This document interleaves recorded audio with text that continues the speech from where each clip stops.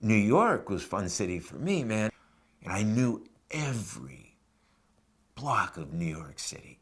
And I loved New York. As a matter of fact, I thought there is no other place on the planet to live than New York City. I look at New York back then as very romantic. And again, that's someone who would either take the subway or the bus home from Broadway shows at 11 at night.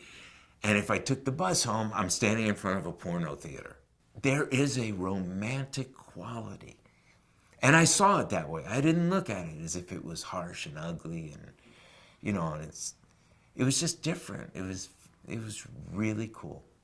When I was on Broadway doing The Rothschilds, I had a crush on Jill Clayburgh, who was, in her 30s, early 30s, or late 20s or early 30s, I think, back then. When I was 14. And her boyfriend used to come to the theater and sit on the steps going up to the dressing room with me when I wasn't on stage.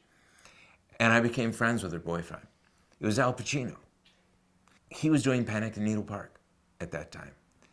And I just remember us talking and being friends and the kinds of experiences that we both would have. My mom worked for Merrill Lynch in Grand Central Station. In this booth in the middle of the station where she worked for Merrill Lynch, and commuters would come in to get their stock trades. They wanted to know if their stock was up or down, and my mom was the Merrill Lynch person to talk to. So when I would go to auditions, I would come to Grand Central. And that's back when the Pan Am building, that's what it was called. And I would wait for my mom to finish with her work, and that sometimes was 3 or 4 hours.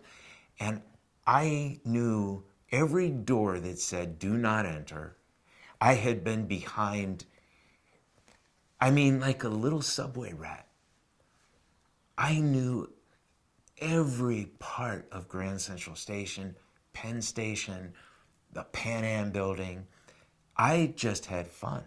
And I was a bit of a loner. If I wasn't playing ball, I was always by myself. So I would have fun, it was an adventure.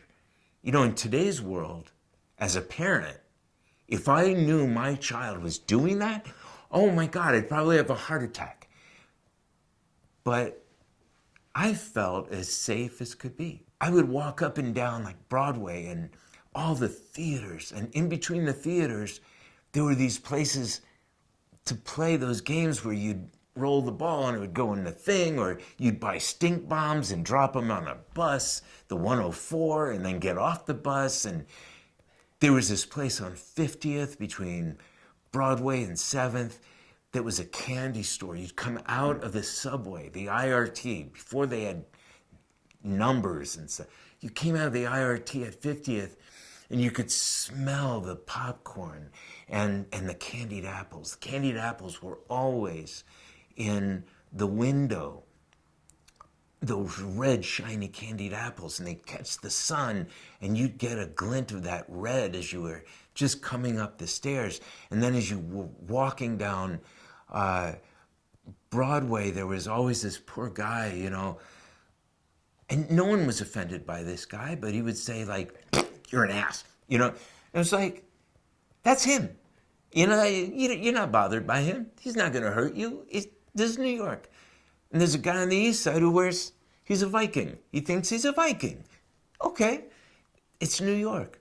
But I miss it. I miss everything about it. I miss going down to Riverside Park, running on that little oval track, that cinder track, and you'd smell the Hudson. The Hudson was so dirty.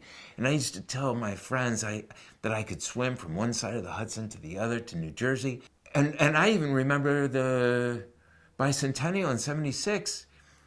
We watched all the beautiful boats go up and down. I actually got to see, I went on the roof of a building and got to see the last Queen Mary voyage as it docked into New York. And again, the smell of the Hudson, A lot of people found it disgusting. You got used to it. It's like, that's my home. I love it. You know, and you see rats going over there. It's like, yeah, they're rats. Why? You know, some people scream. It's like, no, you see, this is New York. It's great.